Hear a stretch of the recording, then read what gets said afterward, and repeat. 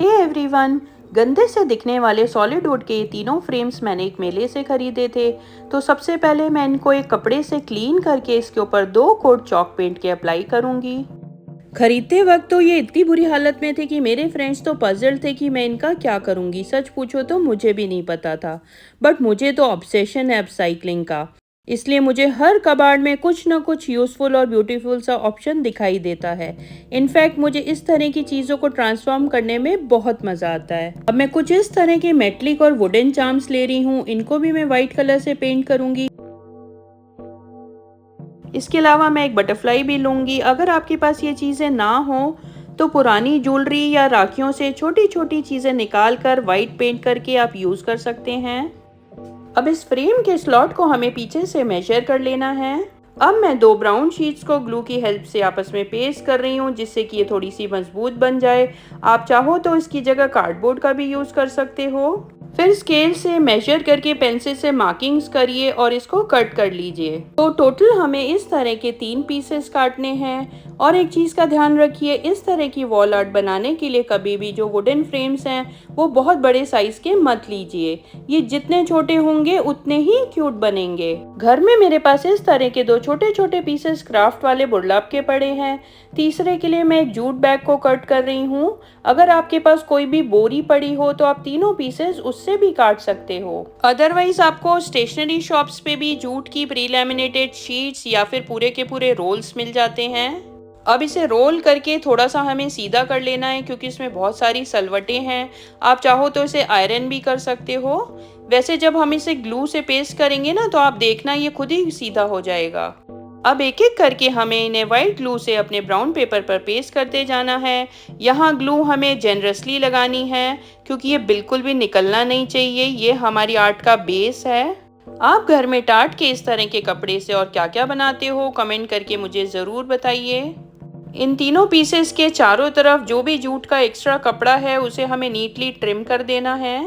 क्या आपने मेरा वीडियो फर्स्ट टाइम देखा है? अगर हाँ तो जल्दी से मेरे चैनल क्राफ्ट टोकरी को सब्सक्राइब करके बेल आइकन भी प्रेस कर दीजिए।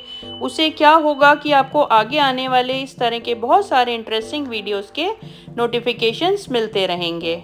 ये मेरे तीनों बेस रेडी हो चुके हैं। जब तक ये ड्राई होते हैं चलिए आगे की तैयारी करते हैं। ड्राई हो चुके फ्रेम्स पे मैं मैट फिनिशिंग के मॉड पॉच की एक लेयर लगा रही हूँ। अगर आप ग्लॉसी लगाओगे तो चॉक पेंट की सारी ब्यूटी चली जाएगी। मेरे सारे के सारे चार्म्स ड्राई हो चुके हैं, तो सबसे पहले इनका अरेंजमेंट डिसाइड कर लेते हैं। बटरफ्लाई मेरी मेटलिक है, तो मैंने इसको थोड़ा सा बेंड करके 3D लुक दे दिया है। अपनी स्की पर मैं कुछ रिबन्स बांध रही हूँ। इनके कलर्स हमें थोड़े से सटल ही रखने हैं। अगर आपके पास इस तरह की चाबी और फ्रेम ना हो तो घर में पड़ी हुई कोई भी बेकार पुरानी चाबी को वाइट पेंट करिए। दूसरे बेस पे लगाने के लिए आप एक छोटा सा लॉक पेंट करके लगा सकते हैं। उससे भी आपका बहुत ही ब्यूटीफुल लुक आएगा। मैं यहाँ पे 2 सैटिन रिबन्स और एक ऑर्गेन्जा रिबन बांध रही हूँ। अगर आपकी की का होल थोड़ा सा बड़ा है तो आप उसमें कोई पतली सी लेस भी ज़रूर बांधिए। अब हॉट ग्लू की हेल्प से इन सारे चार्म्स को मैं एक एक करके अपने बेस पर पेस्ट करती जाऊंगी। बटरफ्लाई को मैं थोड़ा सा स्लैंटिंग पेस्ट कर रही हूँ, जिससे कि इसका बहुत ही प्यारा सा लुक आएगा। अब पिंक टोन के 2 बर्ड्स भी मैं हॉट ग्लू की हेल्प से इस पे लगाऊंगी। इस पे हमें बहुत ज़्यादा रंग बिरंगे ये ब्राइट कलर के फ्लावर्स नहीं लगाने हैं। नंबर ऑफ फ्लावर्स भी मिनिमम ही रखने हैं। मोर ओवर तीनों बेस पे लगाने वाले फ्लावर्स का कलर टोन हमें सिमिलर ही लेना है। देखिए ये 2 पिंक कलियां लगाते ही कितना ही एस्थेटिक सा लुक आ रहा है इसका। अपनी इस चाबी पर मैं एक पतली सी लेस की बो बना रही हूँ।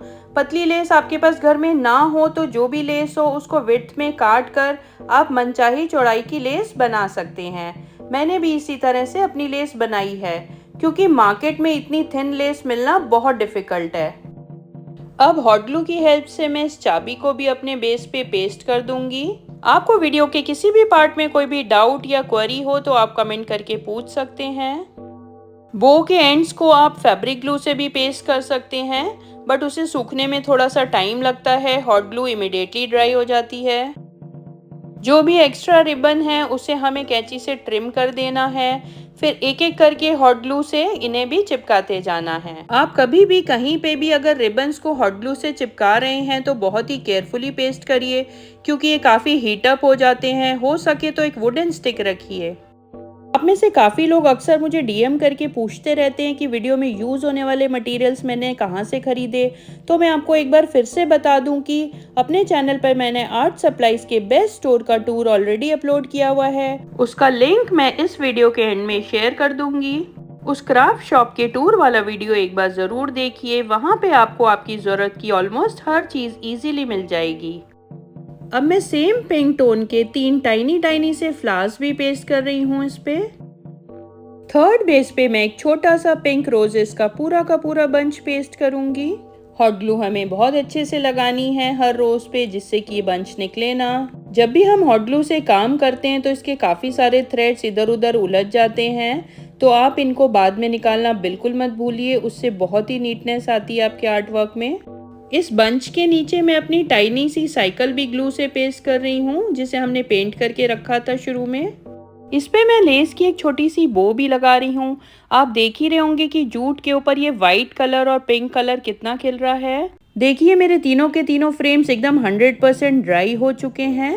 अब जो हमने बेस बना के रखे थे ना, उनको हमें इस पे बैक साइड से पेस्ट करना है। मैं इन्हें हॉट ग्लू की हेल्प से पेस्ट कर रही हूँ। आप चाहें तो इन फ्रेम्स पर और इन तीनों बेस पर 1 2 3 करके नंबरिंग भी डाल सकते हैं, कि जिससे ये एकदम बढ़िया से अपने अपने साइज में फिट हो जाएं। इन तीनों जूट के पीसेस को बहुत ही अच्छे से प्रेस करके पेस्ट करना है, ये बिल्कुल भी निकलने नहीं चाहिए।